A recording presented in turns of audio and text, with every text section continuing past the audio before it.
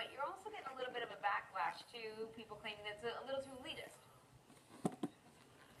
Yeah, I mean, I think anytime you're, selecting people, you're going to have a little bit of, it's a polarizing thing. But at the end of the day, I think the demand shows that people do want a curated community of people that are serious about dating.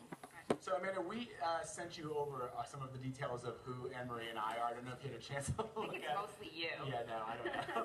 I don't know if you've had a chance to look at it, but we're sort of curious, what would you be looking for? What sort of attributes or characteristics usually make the cut? I probably would not make the cut, whereas Anne-Marie probably would. No. You guys were very impressive. You both have advanced degrees. I think one of you, Vlad, you're fluent in 3 languages. I think that's very impressive. You're learning Chinese on the side. I think all of that shows that you're like a driven, keep talking, ambitious keep person. talking. Yeah, I'm stroking your Oh egos my here, God. guys. Oh, look at that pose, too. The exceptional picture. That's an old headshot, but yes, okay. I love it. No, you guys, you guys are definitely obviously career-oriented. You're at the, premier network station, so I think, I think you guys fit the mold exactly. So then, what are you looking at? What sort of criteria makes you rise to the top? If you're not me. Look, I think I said on this segment, but there is no algorithm that's going to tell you perfectly. I think all you can do is use proxies. But I think you do glean a lot from what someone decides to put on their LinkedIn profile and put on their Facebook profile. There's a lot of data. You can see what organizations they're part of, what nonprofits they're on the board of, what they do in their spare time. People list this information, and so I think all of that gives you a much better overview of that person instead of, just their photo of their face. Let's get serious for just 1 second, Amanda, if we can.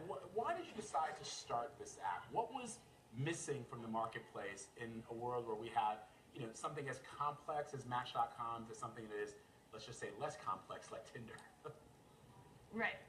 Well, no, I think Tinder did a lot of things right. I think they made the onboarding experience very frictionless for both men and women. People don't want to fill out forms and forms of information, especially our generation, the millennial generation. We're busy. We don't have time for that. And so I think I wanted something that kind of had the maturity of some of these more serious dating sites, but also allowed users to do it in a split second and make it very palatable. 5 people a day. They're sort of handpicked. They feel handpicked for you. They're tailored to your preferences. You don't have to worry about coworkers or business colleagues seeing you. I think I wanted that privacy and that separation between work and personal life, and I also wanted this high caliber community of people. And I didn't feel like any of the other apps out there were really doing that for me. Amanda, before we let you go, sort of a personal question, but I feel since we're talking about dating apps, are you married, engaged, dating? And if so, did you meet through an app or the app that you created, or just through the way normal people met before the internet existed? This is the new norm. Yeah. I don't even remember that. You were born into No. it. You were born into the Matrix.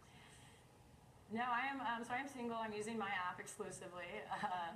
And, I think I've met some really great people through the league. So yeah, I'm excited. I think that is how I will meet Mr. Right, and so we'll see who shows up in my feed tomorrow.